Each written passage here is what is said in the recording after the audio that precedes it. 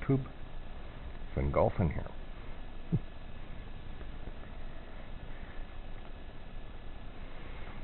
On my flight down to Phoenix, I started thinking, what would it be like if you had to give up all your rights to personal protection and depend entirely on somebody or some group of somebodies to protect you in every way? Well, if you want to know what that's like, jump on a plane. You'll soon find out you're pretty much helpless. Sure, you got a few things you could do, but basically, you're entirely dependent on somebody else to protect you and keep you safe. Which is basically what would happen in any sort of containment cap, similar to FEMA or whatever your local city may decide to put up. High school auditorium, civic center, whatever. But in order for you to be there, you would have to give up basically everything and depend on other people or other groups keeping you alive, safe, and happy in this good time world. Just like this little guy here. Now, he was born into a group that protects him, keeps him safe, and that's all he knows. Do you want your children, your future generations, to grow up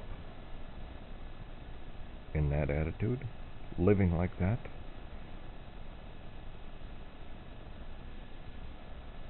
Expecting a group of, or an agency, or other people to control everything they do and say as if it's completely normal. It's got to start sometime, right? Well, it starts with the little things. You give a little, you give a little more, and if nobody says anything, they keep taking a little more, and you keep giving a little more, because what's a little bit, right? Yeah, it's just a little bit. It'll go back. Yeah. Kind of like when somebody borrows money from you, and you think, okay, well, they needed it that time. Yeah. But then it happens again, and again, and a little more. And not just money, but property, personal stuff. In other words, you can keep giving, but if you don't say anything, people will just keep taking, especially whatever agency or group or person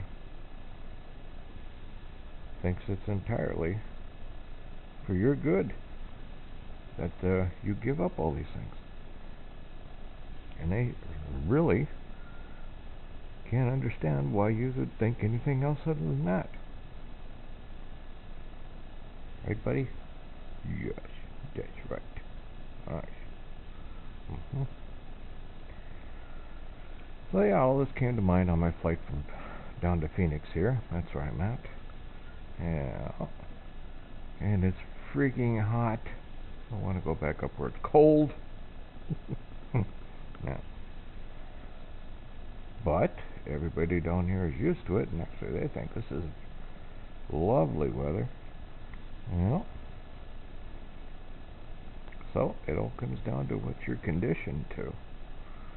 You can be conditioned to all kinds of things. The question is, are you willing to be conditioned? And what are you getting in return? Is it worth it? Have you even thought about it? Because right now, if you take a flight, there is no choice. Sure, you can ship things down ahead of you, but from that period, from airport to airport, you are 98% dependent on other people or other groups to protect you.